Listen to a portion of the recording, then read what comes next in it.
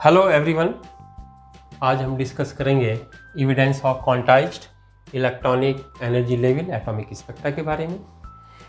हम जानते हैं कि लाइट जब एक मीडियम से दूसरे मीडियम में जाती है तो वो क्या होती है, या तो डेविएटेड होती है या रिफ्रैक्टेड होती है। जब लाइट एक मीडियम से दूसरे मीडियम पे जाती है, डेविएटेड होती है या रिफ्रैक्टेड होती है। जैसे कि हम वाइट लाइट को यदि प्रिज्म से पास कराएं तो क्या होता है कि 7 कलर दिखाई देते हैं। ज़्यादा वेवलेंथ होती है उसका डेविएशन कम होता है, कम वेवलेंथ का डेविएशन ज़्यादा होता है। जैसे सपोज कीजिए कोई प्रिज्म है,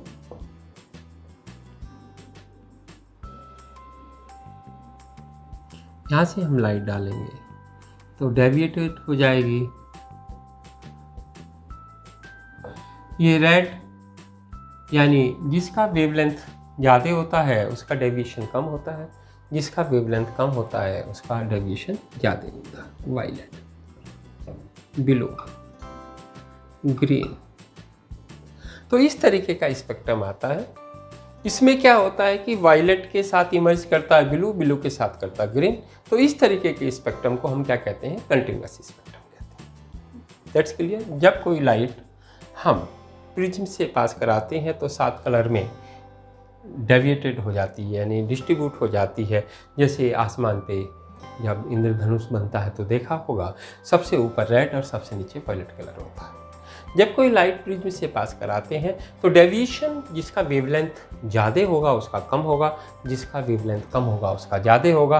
यानी सबसे ऊपर रेड आएगा और फिर क्या आएगा, वायलेट आएगा। ये रंग एक दूसरे में इमर्ज्ड रहते हैं, मिले रहते हैं। ब्लू वायलेट ख़त्म होने से ब्लू इमर्ज रहता है, ब्लू शुरू हो जाता है, फिर ग्रीन, सो ऑन, येलो, फिर इस तरीके से कलर आगे आते चले जाते हैं। तो ये कंटिन्यूअस स्पेक्ट्रम कहलाता है।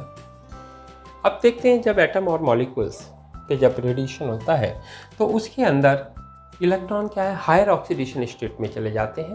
और हायर ऑक्सीडेशन स्टेट से क्या होता है, फिर वो एनर्जी इमिट करके lower oxidation, stable oxidation state में चले आते हैं। और इससे जो एनर्जी इमिट होती है वो क्या कहलाती है, हमारा इमिशन स्पेक्ट्रम कहलाता है। 2 तरीके का हम मॉलिक्यूल्स के अंदर स्पेक्ट्रम डिस्कस करेंगे, इमिशन स्पेक्ट्रम और एब्जॉर्प्शन स्पेक्ट्रम। इमिशन स्पेक्ट्रम क्या होता है, जब गैसियस एटम और मॉलिक्यूल्स होते हैं उसे हम हीट करते हैं, एनर्जी देते हैं। तो एनर्जी इसके एटम और मॉलिक्यूल्स में जो हमारे इलेक्ट्रॉन्स होते हैं वो एनर्जी को एब्जॉर्ब करते हैं। एब्जॉर्ब करके अनस्टेबल स्टेट में पहुंच जाते हैं। यानी ये जैसे यहाँ पे इलेक्ट्रॉन था, यहाँ चला जाता है, यहाँ से फिर लौट के नीचे आ जाता है। तो जो ये डिफरेंस होता है इसकी एनर्जी इमिट करते हैं। तो ये हमारा स्पेक्ट्रम इस तरीके से दिखाई देता। क्लियर। एक बार और देख लीजिए, गैसेस मॉलिक्यूल्स और एटम को हम हीट करेंगे, एनर्जी आएगी तो वो क्या हो जाएगा, एक्साइटेड स्टेट में चला जाएगा, अनस्टेबल स्टेट होती है, और वहाँ से एनर्जी इमिट करेगा।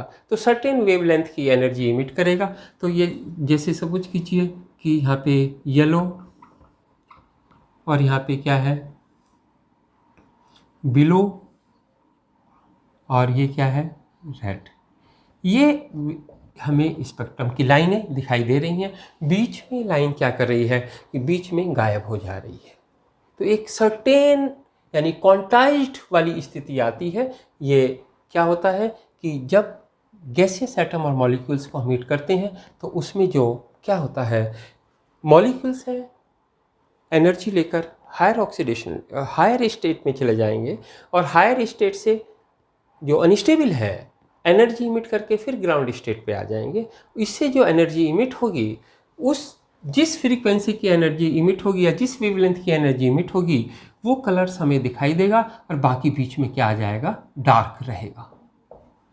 तो जैसे सपोज कीजिए कि ये हमारा मॉलिक्यूल्स या एटम्स था कोई गैस का, उसे किया तो ये हमारा क्या कहलाएगा, इमिशन स्पेक्ट्रम। बीच में क्या है, ब्लैक है, ब्लैक बैकग्राउंड,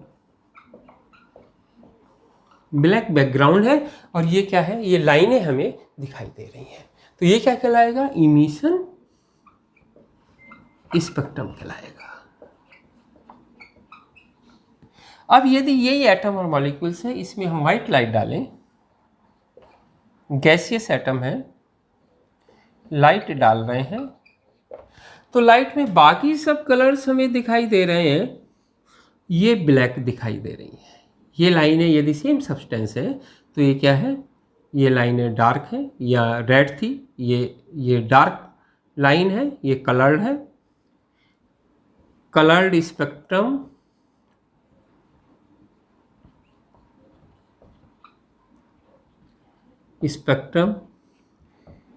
विथ ब्लैक यानी डार्क ब्लैक लाइन यानी absent है ये, तो ये क्या कहलाएगा, एब्जॉर्ब स्पेक्ट्रम।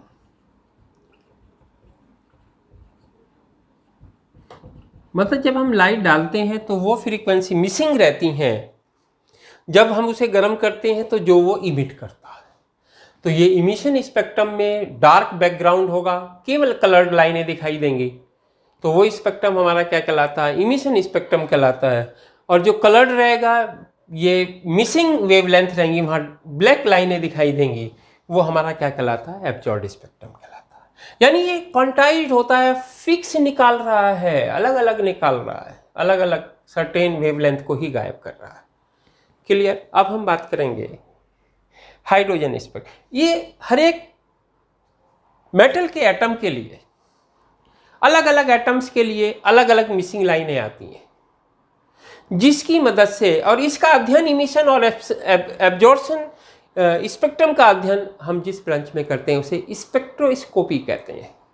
तो स्पेक्ट्रोस्कोपी, हम जैसे किसी मिनरल्स में या किसी रॉक में हमें ये पता करना हो कि इसमें कौन कौन से आपके एटम्स हैं या एलिमेंट्स के एटम्स हैं, तो हम उनका स्पेक्ट्रम अध्ययन करते हैं और देखते हैं कि हर एक एटम का करैक्टरिस्टिक स्पेक्ट्रम होता है। उस एटम के स्पेक्ट्रम से हम उसे क्या करेंगे, कंपेल करेंगे और देखेंगे कि ये एटम इसमें है या नहीं है। वो स्टडी क्या कहलाती है, स्पेक्ट्रोस्कोपी स्टडी कहलाती है। तो ये समझ में आया होगा। आगे हम बात करेंगे हाइड्रोजन स्पेक्ट्रम की। हाइड्रोजन स्पेक्ट्रम को बामर ने देखा। बामर ने क्या देखा कि हाइड्रोजन एटम्स में लाइनें स्पेक्ट्रम्स हमें दिखाई देती है, और एक फॉर्मूला है हम यहाँ पे लिखेंगे, हाइड्रोजन स्पेक्ट्रम और लाइन स्पेक्ट्रम।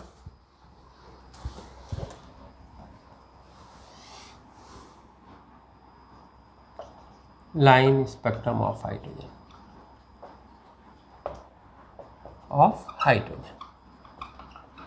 साइंटिस्ट है Balmer.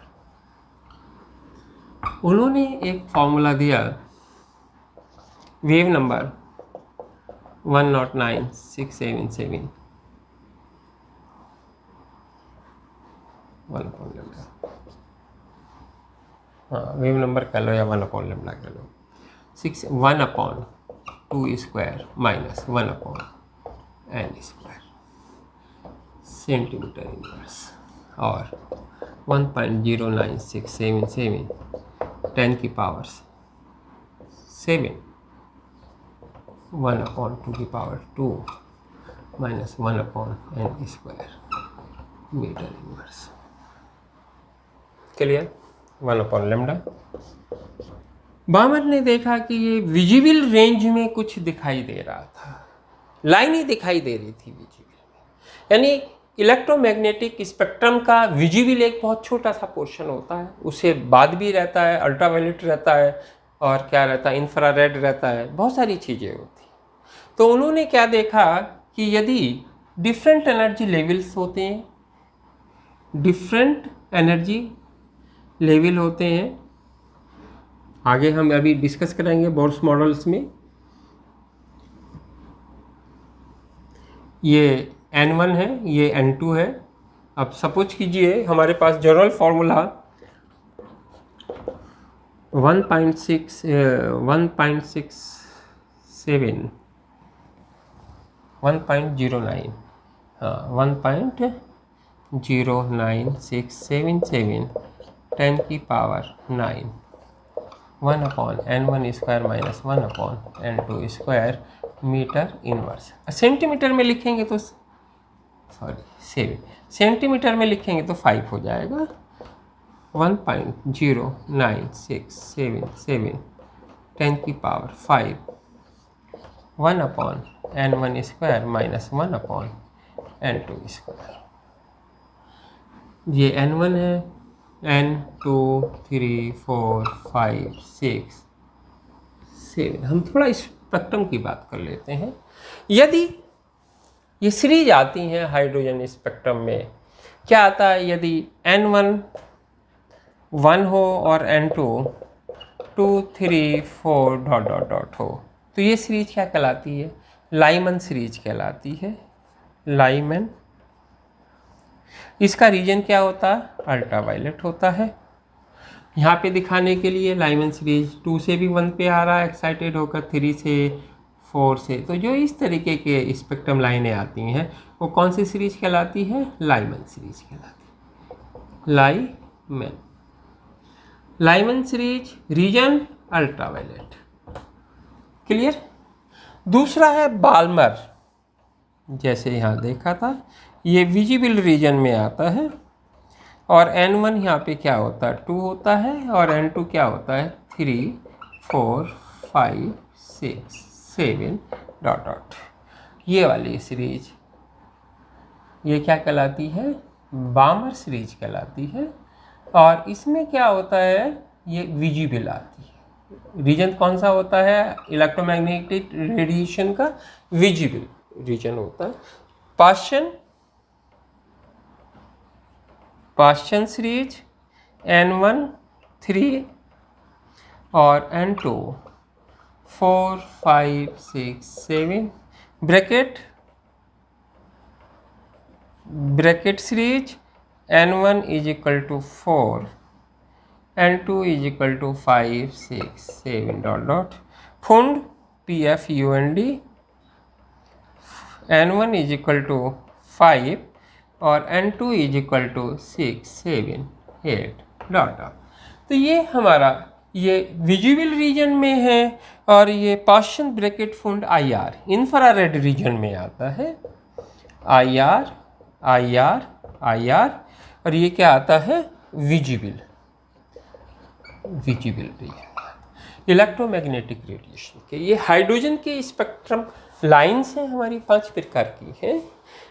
Lyman, Balmer, Paschen, Brackett, Pfund. Lyman में n1 इज इक्वल टू 1 यानी फर्स्ट सेल में यदि कहीं भी एनर्जी लेकर एक्साइट होता है और कहीं पे भी चला जाता है, लौट के फर्स्ट पे ही आएगा, तो ये हमारी सीरीज क्या कहलाएगी? लाइमन सीरीज कहलाएगी। स्पेक्ट्रम लाइन हाइड्रोजन एटम्स के लिए जो अल्ट्रावायलेट रेडिएशन के रीजन में आती है।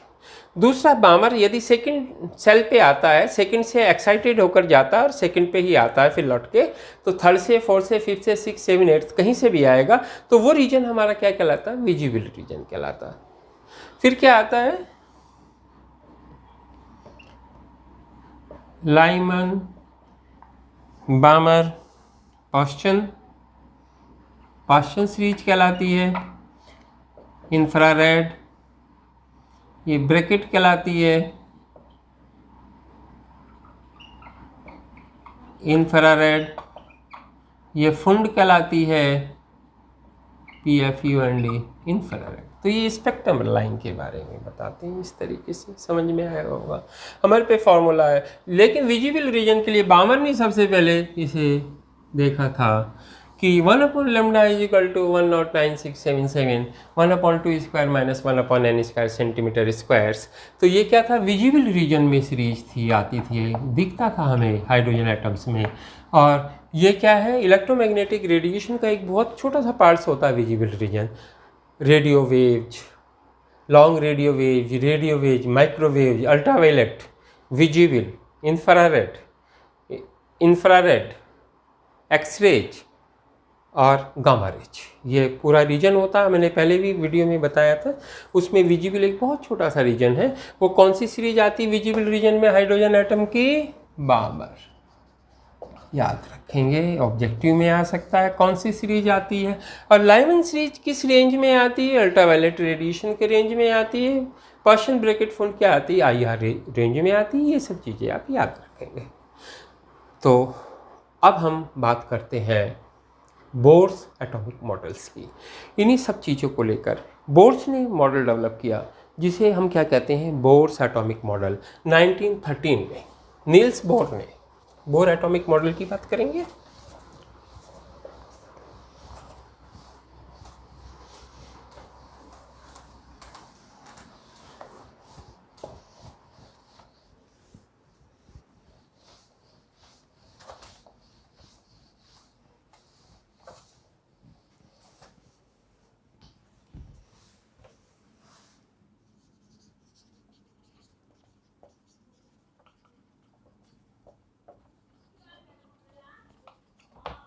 Bohr's atomic models and Bohr in 1930। इन्होंने 1913 में एटॉमिक मॉडल्स के बारे में पोस्टुलेट्स दिए। पोस्टुलेट्स ऑफ बोर्स मॉडल्स लिखेंगे। Postulates of Bohr's atomic models. First था electron revolve around the nucleus, fix radius, circular, fix energy path. Electron revolve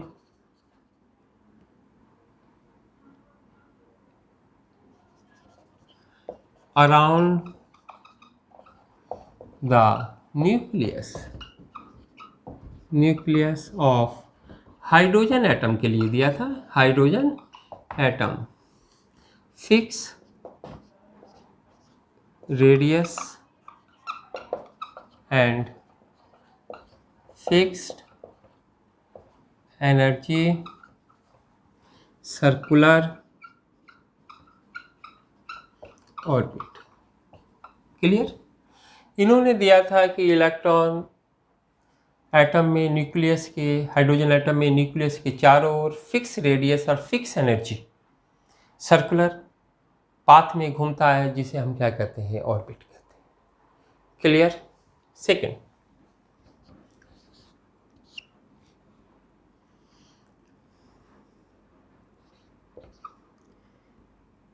energy of electron in orbit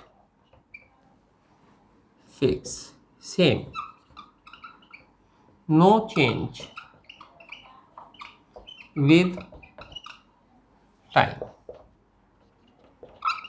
यानी जब ये घूमता है इलेक्ट्रॉन ऑर्बिट में, तो उसकी एनर्जी क्या होती है? फिक्स होती है। वो समय के साथ चेंज नहीं होती, समय के साथ चेंज नहीं होती है। If electron gain fixed amount of energy,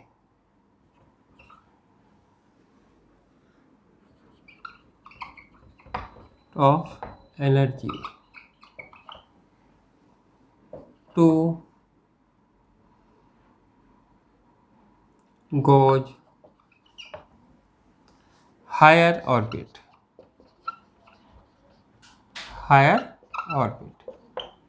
clear, and loss certain amount of energy,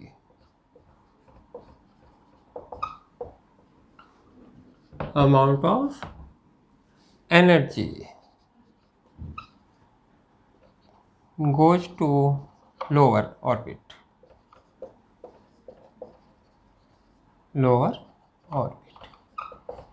कहने का मतलब है कि सर्टेन अमाउंट एनर्जी लेता है, ऊपर ऑर्बिट में चला जाता है, निकालता है, नीचे चला जाता है। जो ये चेंज, गेन और लॉस एनर्जी का होता है, वो दोनों ऑर्बिट की एनर्जी डिफरेंस के बराबर होता है। क्लियर। थर्ड पॉइंट है frequency E2 minus E1 upon H। इस फ्रीक्वेंसी की एनर्जी चाहिए, इतनी गेन करेगा तो ऊपर चला जाएगा, इतनी लॉस करेगा तो नीचे चला जाएगा। दोनों energy change E1 E2 energy of the orbit first and orbit second. Clear. ये डिफरेंस है, इतना लॉस करेगा तो नीचे आ जाएगा, गेन करेगा तो ऊपर चला जाएगा। यानी energy difference E2 minus E1 is equal to H nu और nu is equal to E2 minus E1 upon H. Clear. यदि एक सेल की एनर्जी एच न्यू है, दूसरे की क्या है E1 E2 H nu dash है, दोनों का difference E2 minus E1 h nu to nu that is h nu dash E2 minus E1 और h nu dash is equal to E2 minus E1 upon h. ये समझ में आता है। Next point में हम कहते हैं कि angular momentum of electron in atom quantized of the plank constant. Angular momentum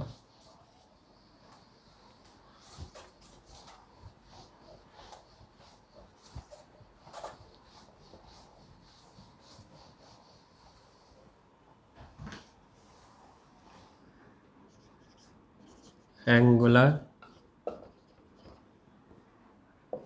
momentum of electron. Angular momentum of electron is quantized to Planck constant. Quantized to Planck constant. Angular momentum mvr is equal to nh upon 2 pi। Angular momentum क्या होता है? Angular momentum mass of inertia I into omega. I क्या है? M R square. Omega क्या है? v upon R. ये cut जाएगा यानी एम बी आर। तो angular momentum M V R बराबर N H upon 2 pi. That's clear. अब जैसे रेडियस हाइड्रोजन एटम्स के लिए कैलकुलेट किया गया, बोर्स ने कैलकुलेट किया, तो रेडियस आता है, यहाँ पे डेरिवेशन नहीं करेंगे, सीधा हम लिखेंगे रेडियस और एनर्जी को। रेडियस आता है r n is equal to 52.9 n square. 4 hydrogen atom, 4 hydrogen atom, 4 any ion which contain 1 electron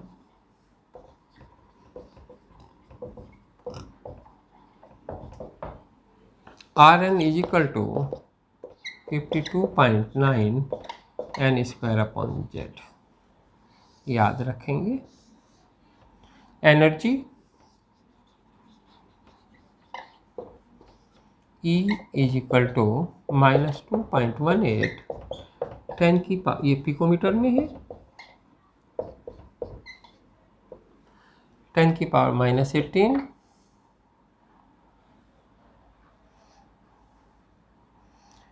upon n square joule for hydrogen, 4 ion contain 1 electron। E is equal to -2.18 10 की power -18 z square upon n square, where z atomic number. Where z atomic number. That's clear, ये याद रखेंगे। Radius का formula आ गया for hydrogen atoms के लिए 52.9 n square pm picometre. Hydro यदि कोई आयन है जिसमें एक इलेक्ट्रॉन है तो उसके लिए क्या है 52.9 n square upon z, where z क्या है एटॉमिक नंबर है। इसी तरीके से एनर्जी हाइड्रोजन एटम के लिए। और ये अब हम कैलकुलेट करते हैं, एक्सप्लेनेशन करते हैं हाइड्रोजन स्पेक्ट्रम के, हाइड्रोजन लाइन स्पेक्ट्रम का एक्सप्लेनेशन करते हैं इससे। तो किसी भी मान लीजिए n1 ऑर्बिट है और जो एनर्जी है वो कितना है En1 n1 माइनस 2.18 10 की power minus 18 upon n1 square. E2 दूसरे ऑर्बिट में माइनस 2.18 10 की power minus 18 upon n2 square. E2 En2 minus En1, यानी n2 सेल से n1 सेल में जो डिफरेंस होगा कितना हो जाएगा 2.1 माइनस 2.18 10 की पावर माइनस, ये जूल में है, minus 18 upon n1 n2 square, और ये प्लस हो जाएगा 2.18 10 की पावर माइनस 18 n1 स्क्वायर। तो क्या रिलेशन आएगा 2.18 10 की पावर माइनस 18 अपॉन ब्रैकेट्स में 1 अपॉन n1 स्क्वायर, प्लस का है पहले लिखेंगे माइनस का बाद में n2 स्क्वायर। क्लियर। और ये क्या है डेल्टा ई, और डेल्टा ई कितना होता है एच अपॉन लेमडा होता है। तो यहाँ पे 1 अपॉन लेमडा एच सी लिख देते हैं। क्लियर। अब ये कितना आ जाएगा मीटर इनवर्स में आंसर आ जाएगा। ये एनर्जी क्या में है, एनर्जी जूल में है, याद रखेंगे। अब ये वैल्यू रख दीजिए 2.18 10 की पावर माइनस 18 अपॉन 6.626 10 की पावर माइनस 34 3 इंटू 10 की पावर 8। क्लियर, समझ में आता है इतना भैया। इसे मल्टीप्लाई करेंगे कितना आएगा 109677007 1 upon n1 square minus 1 upon n2 square, और ये कितना हो जाएगा 1.09 677 1 upon n1 square minus 1 upon n2 square metre inverse. ये वही रिलेशन आ गया जिससे हम लाइन का 1 अपॉन लेमडा वेवलेंथ चेक कर रहे थे। समझ में आया। एनर्जी ये था, एनर्जी डिफरेंस आ रहा था, 1 अपॉन लेमडा में निकालेंगे। 1 अपॉन लेमडा में रिलेशन आ गया हमारे पास, कितना आ गया देखिए ये। क्लियर। तो इसे रफ करके हम ऊपर लिख देते हैं, फिर 1 बाई 1 कर दोबारा से एक बार हम स्पेक्ट्रम लाइन को डिस्कस कर लेते हैं।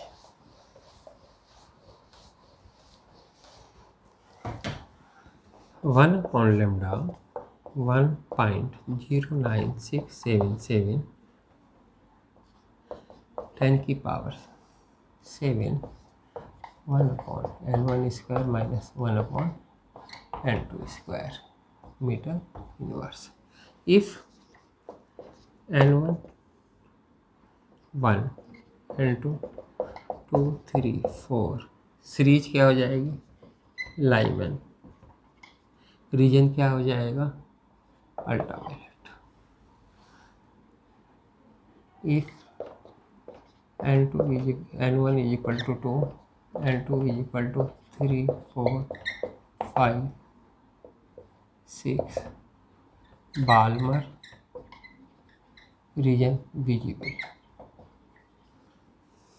N1 is equal to 3, N2 is equal to 4, 5, 6, 7, Gaussian region infrared, N1 is equal to 4, N2 is equal to 5, 6, 7, bracket और region infrared, N1 is equal to 5, N2 is equal to 6, 7, 8 dot dot dot फुंड आया।